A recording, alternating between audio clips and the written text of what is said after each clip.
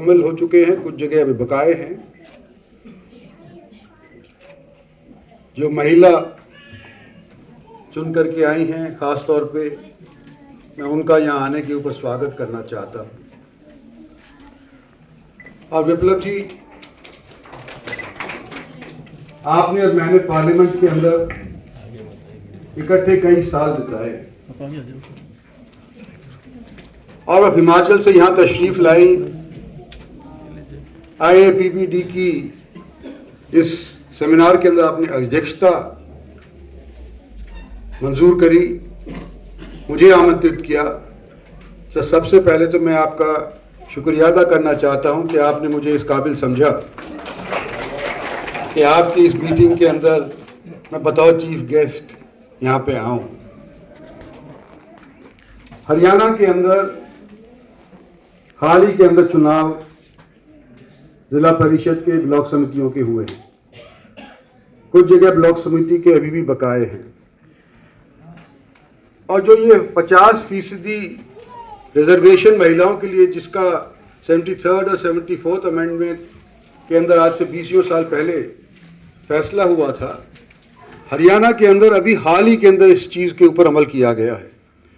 आज से पहले अनेक और प्रांतों के अंदर था, शायद हिमाचल में था, राजस्थान में था, हमारे पड़ोस के अंदर यूपी है, उसके अंदर था, लेकिन हरियाणा कुछ वजहों की वजह से इसके ऊपर नहीं अमल कर पाया।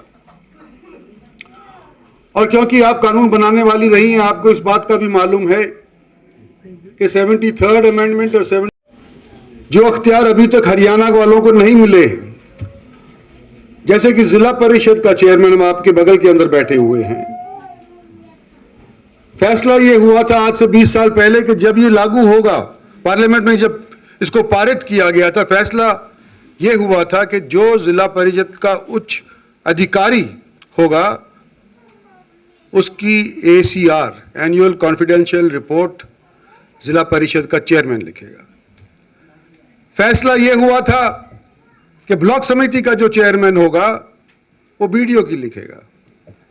और आज आपने चिंता व्यक्त करी कि पंचायत सेक्रेटरी परेशान करता है, महिलाओं को तो करता ही होगा, आदमियों को भी करता है,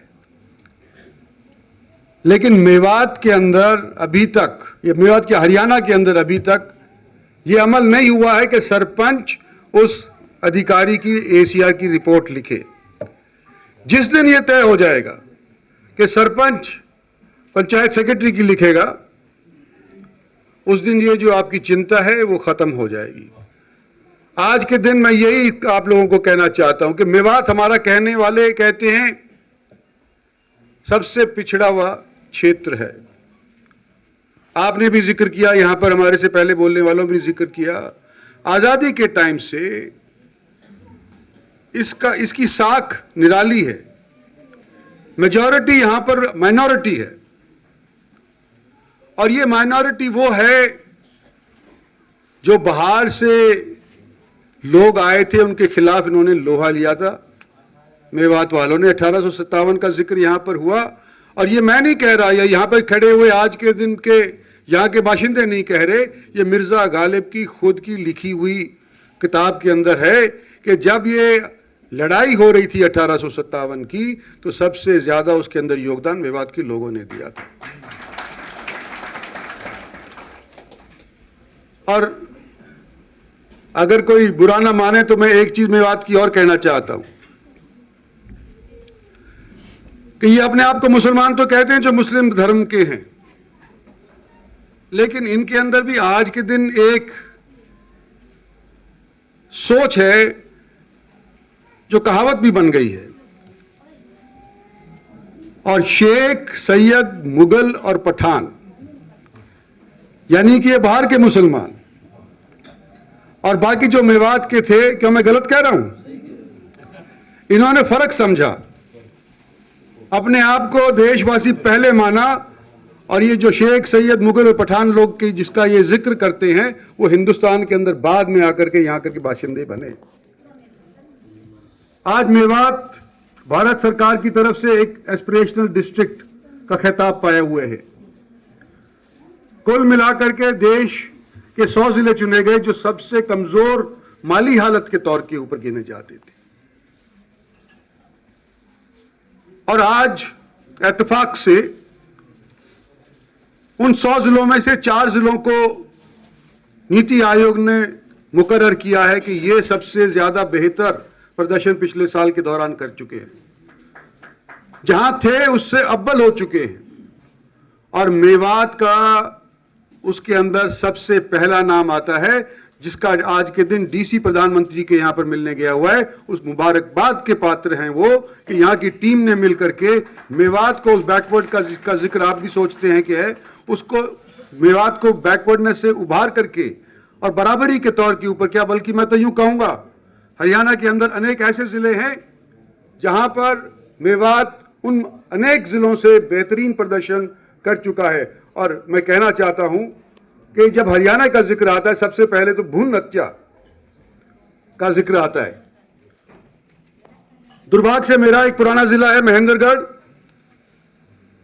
जहां पर सबसे कम रेशो है महिला बीर की, मर्द बीर की, और जो सबसे अव्वल रेशो मर्द बीर की है वो मेवात के अंदर है। तो हमारी अगर कोई साख हरियाणा के अंदर कोई जिला बचाता है देश भर के अंदर, तो वो मेवात जिला बताता है। और जो ये महिलाएं आज के दिन आई हुई हैं,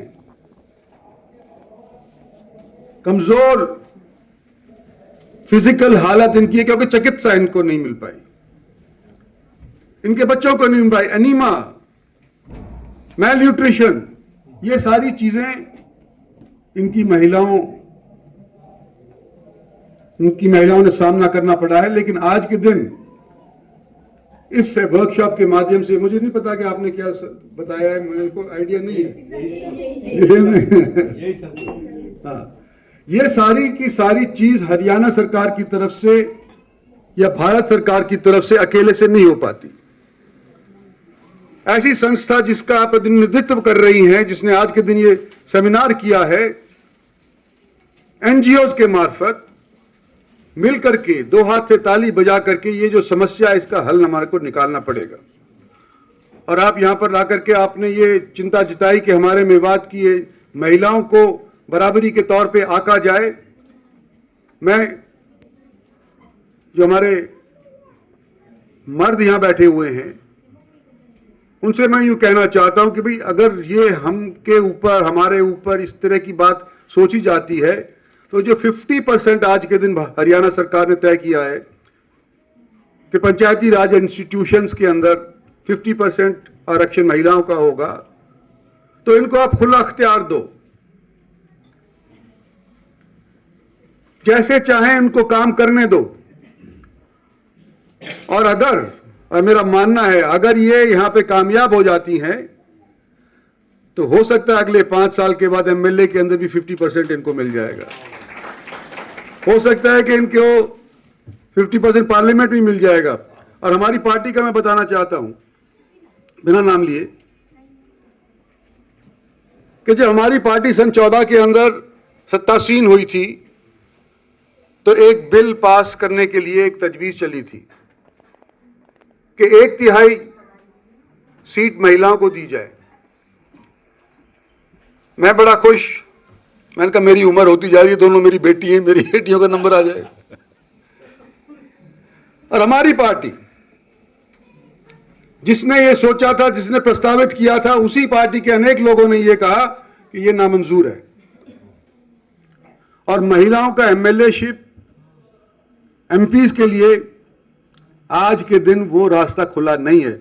आपको तो मुबारक कि आप तो बन गई, लेकिन हमारा और आपका लक्ष्य यही रहना चाहिए कि आने वाले समय के अंदर जो पंचायती राज इंस्टीट्यूशंस के अंदर ये फैसला हो चुका है, सो फैसला लागू करने के लिए लोकसभा और विधानसभा के अंदर भी एक रास्ता खोला जाए, ये मेरा मानना है। और इस चीज़ के लिए जो आप प्रयास कर रही हैं और हमारे यहाँ हरियाणा आकर के आपने जो ये बातें कही हैं, मैं आपका शुक्रिया अदा करना चाहता हूँ। जो एनजीओ के तौर के ऊपर यहाँ पेशकश की गई है, इन्होंने जो बताया है, उसका भी मैं धन्यवाद करना चाहता हूँ कि आप भी दिल्ली से तशरीफ़ लाई हैं और यहाँ पे महिलाओं को समझाने का प्रयास किया है। एक चीज़ मैं आप महिलाओं से कहना चाहता हूँ,